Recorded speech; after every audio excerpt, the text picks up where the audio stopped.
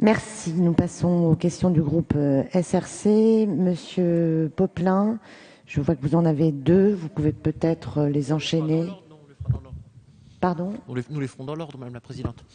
Vous préférez les faire dans l'ordre. Bon, très bien. Monsieur le Ministre, les chiffres sont des innocents qui peuvent tout avouer sous la torture, et de ce point de vue, ceux de la mesure de la délinquance ont été tourmentés avec raffinement au cours des deux précédents quinquennats, avec la dissimulation, nous le savons maintenant, d'environ 130 000 faits par an. Cette pratique n'a cependant pas abusé les Françaises et les Français. Dès votre prise de fonction, vous avez considéré que ce n'est pas en rusant avec le thermomètre qu'il est possible de régler les questions de sécurité dans notre pays, et vous avez souhaité la vérité des chiffres.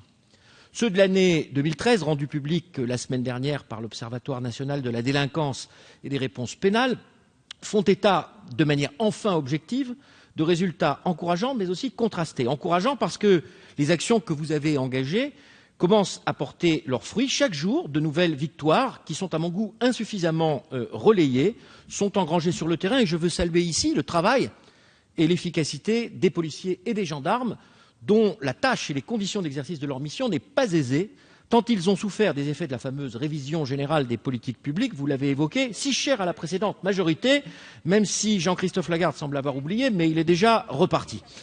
Nous constatons ainsi qu'en 2013, la part importante qui n'a cessé de croître ces dernières années des cambriolages dans les faits de délinquance s'est confirmée, et je dois le dire en particulier dans ma circonscription. Alors pour ma part, et à entendre d'autres, ce n'est sans doute pas évident pour tous, j'ai bien conscience que vous n'allez pas vous-même monter la garde, Monsieur le Ministre, devant le domicile de chaque Français, que vous n'avez pas non plus la possibilité d'y placer un policier et un gendarme. Mais je souhaite que vous puissiez rappeler les moyens que vous avez mis en œuvre afin de contribuer au recul durable de ces délits dans nos villes comme dans les territoires ruraux.